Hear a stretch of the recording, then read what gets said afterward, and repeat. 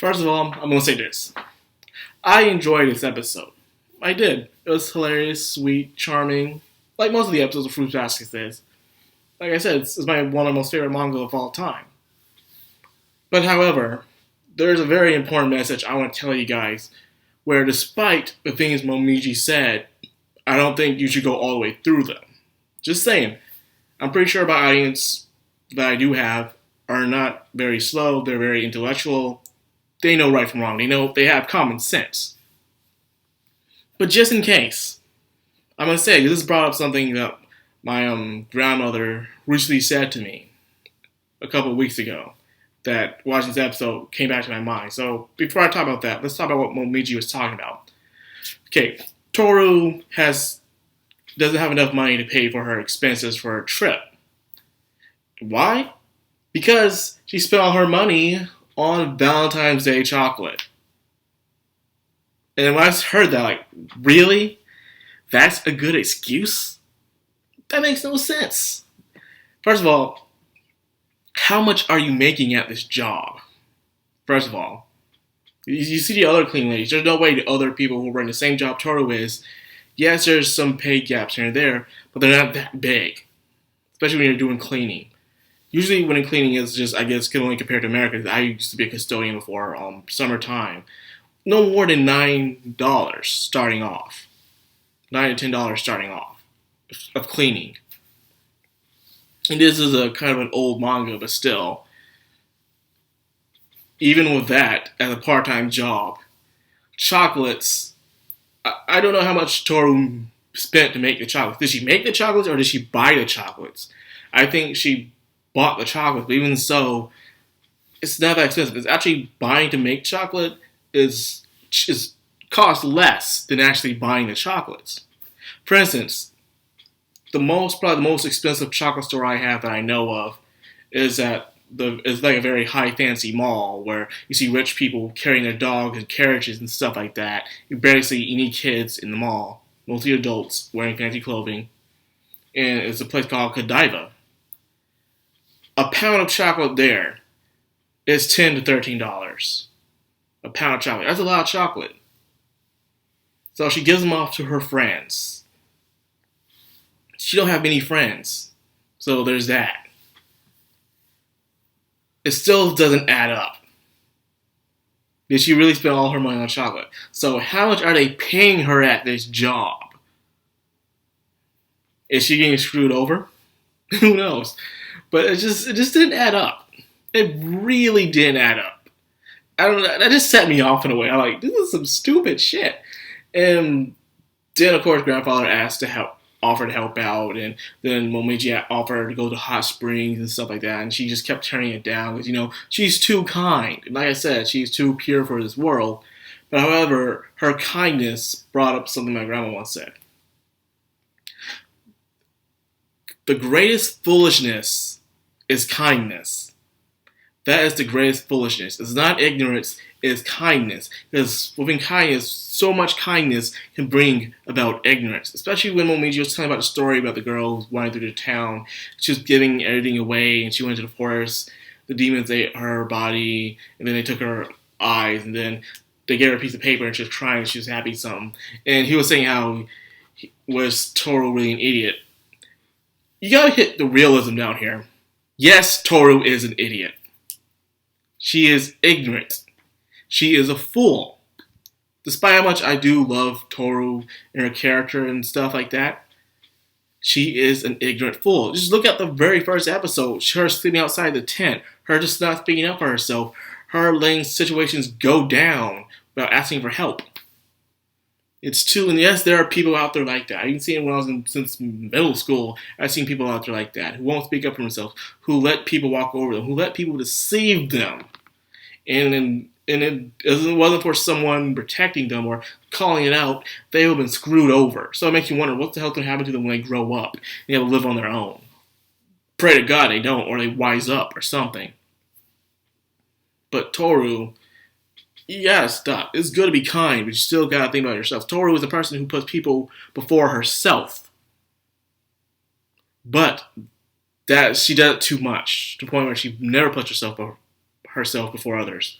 ever, not even once, which is dangerous. And despite how much her friends are supporting her, they gotta give it to her straight. Like, it's nice they wanted her to stay that way, but it's kind of selfish at the same time, not giving this girl a reality check that, hey, it's great you're kind and everything, but you can't let this shit go on. Think about it.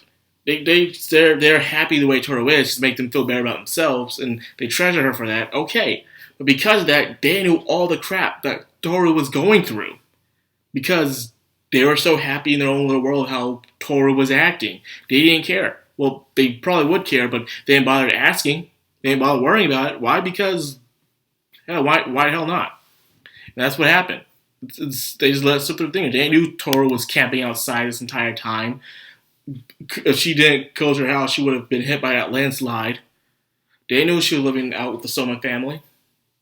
They don't know none of this stuff because they were too happy with her just being kind. And yes, you don't know everything about it, but it's just proven how they just let it slide through them. You know, the reason why I'm mainly talking about this is because the other part of the episode was pretty useless. She meets the funny hostess, and she was hilarious as hell. And it was funny how I'm doing the ping pong matches and how everyone's gonna kill, calling a pervert and stuff. That was funny, but it had no true adding on to the story. It was just them just goofing off. That's all it was. The important part of this episode was the story what Momiji was talking about. The first part, pretty much. The first half was the most important part of this episode. Don't be like Toru. Not all the way. Don't go full throttle. It's just a warning, you know, a piece of advice. Because the greatest, like I said before, the greatest kind of foolishness is kindness. I remember she was telling to my sister and stuff and saying how she was too kind and let people just do stuff. It's like, don't be a fool. Toru is a fool, despite how kind she is, despite how you love seeing her bright lights. She is ignorant. I've seen this in other animes and shows where someone who was pure and honest, but yet their ignorance made them foolish. For instance, the Zenos from Dragon Ball Super. What else? Lady Jane from... I think her name was Lady Jane from Shaman King. She was leader of the X-Laws and stuff like that. She thought everything she was doing was right and holy and righteousness. Ignorance. So you gotta be careful of that. Purity, too much purity for too long. This is why it's not good to stay pure. I'm sorry. Staying pure forever is even Madoka Magica, you know? How she was just a kid, she knew nothing about reality or the truth of the world, how everything is so blissful. She had to break through that innocence of purity and see the world for what it truly was. That's just how it is, man. And it sucks it's like that, but you can have that. So, will Toru be like this forever? God, I hope not. If she is, she's going to need someone with her. Like 24/7. Like, someone who's the exact opposite of her. Someone who catches on to stuff, who's suspicious of people, you know. You see in some sitcom family shows where there's this parent couple where the mom is happy and kind and everything. She bakes the pie. And there's the dad who is grumpy and always angry, but yet he has a good heart himself. But he's just a grumpy dude that everyone's scared of.